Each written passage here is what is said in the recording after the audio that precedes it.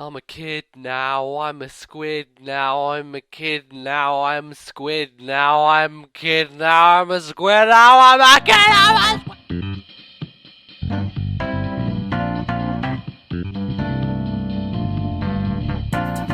Hello lovely people, welcome back, my name's NBZ, this is the E3 Pre-3 vlog, and today we're going to be talking about a game that's linked to yesterday's one, in a weird kind of way, but has me even more excited, which is kind of crazy. I'm of course referring to Atlus's premiere title, Persona 5, which is really supposed to be coming out in North America and Japan this year. Unfortunately, Atlus, when it comes to the European region, is kind of a piece of shit, and they don't release stuff until like so long afterwards. And I'm not sure why that is, but it tends to happen.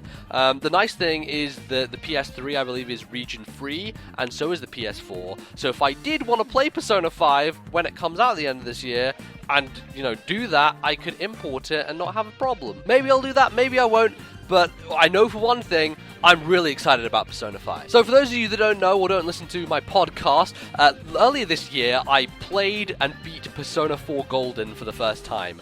It was my first Persona game. I'd heard so many great things about it. Everyone says it's the only worthwhile game on Vita. It's not particularly right. There are a lot of good games on Vita, but it was probably the best game that you can play on PlayStation Vita. And I played it, and I fucking adored it. It is so cool. It has so many amazing things about it, and as a result of that, I am now extremely excited for the sequel. The Persona series has really been growing in popularity the last few years, and we're at a point now where I think Persona 5 is going to be one of the most successful games that Atlus has ever released, if not the most successful. It's going to sell millions of copies in the West and in Japan, and it's just going to blow up, man. I feel it in my bones. The real question is, how much of it will we see at E3, if we even see it at all? Of course, it is a Japanese game, and probably more focused on the Japanese market than over here, which may kind of indicate that perhaps it's more of a TGS thing, an announcement there, but it is going to be a big exclusive for Sony, and so far they don't have too many of those in their pipeline. So the fact that it is going to be probably out later this year and is a big exclusive means that Sony may want to give it the spotlight on their stage show, their press conference at E3. The trailer that came out for it earlier this year was so fucking cool. It just oozed style, you know? It had those menus that were so well animated and crazy, and a lot of the systems looked like they were being refreshed. The animation, the art style, all gorgeous. It's kind of crazy because the last Persona game did come out on the PlayStation 2, so there is a stark contrast here, pretty much two console generations in between, and you can definitely tell it's made a difference. The story, as usual, kind of seems to revolve around high school kids, and one in particular who you play, who used to be at another place and is now transferred for a year, and you're going to get up to all sorts of hijinks, this time seeming to involve burglary and stealing stuff. It seems a little bit darker, but Persona 4 did have a dark edge to it. It was about a series of murders taking place, so that is pretty dark in itself, but the kind of exterior of it was kind of happy, clappy, and poppy. This one, with kind of the red and black color scheme, does seem maybe it's going down a bit of a darker route. And of course, the Shin Megami Tensei series is a much darker one in general. Persona started as an offshoot of that.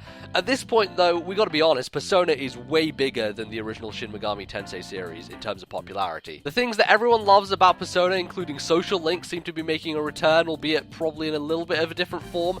That is one of my favorite aspects of Persona 4, and it was one of the reasons I loved it so much. These characters you get to form relationships with, the voice acting, just all this in-depth stuff that you do on that kind of social level is amazing. It really is. Now we're going to go to Twitter and check in with our tweet of the day. This one comes from Denopia, who says, chandelier jumping and sneaking past enemies to spice up the otherwise boring dungeon crawling is just what the series needed. I really agree with you there. Honestly, the dungeon parts of Persona 4 are probably the weakest element of it. It's not that the combat system is bad, far from it. I really like that stuff. I like the personas and using them, and kind of the techniques of getting a super effective move off and then basically moving on to another enemy to keep your turn going and all that stuff. That's wonderful. But really, the dungeon crawling aspects were just going through corridors that were randomly generated, and there wasn't much interaction there. It was just mapping out your map and walking in a straight line a lot of the times. The notion of being able to platform through areas, to hide behind cover, to basically sneak up on enemies adds an added layer of depth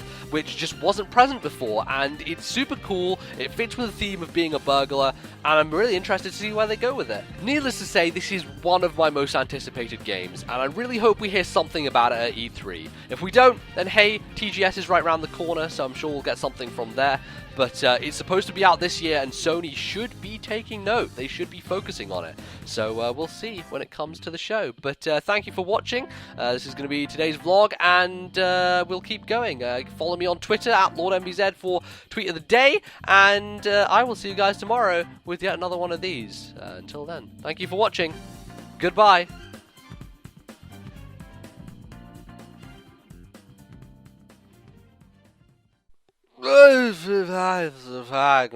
Regenbogen.